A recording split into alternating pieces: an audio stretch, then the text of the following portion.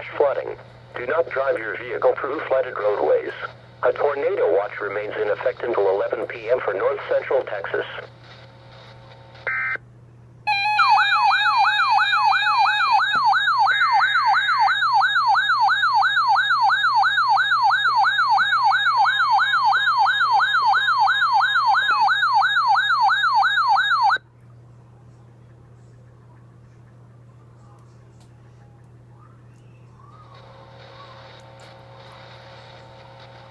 The National Weather Service in Fort Worth has issued a tornado warning for northwestern Hill County in central Texas, central Johnson County in north central Texas until 11:30 p.m.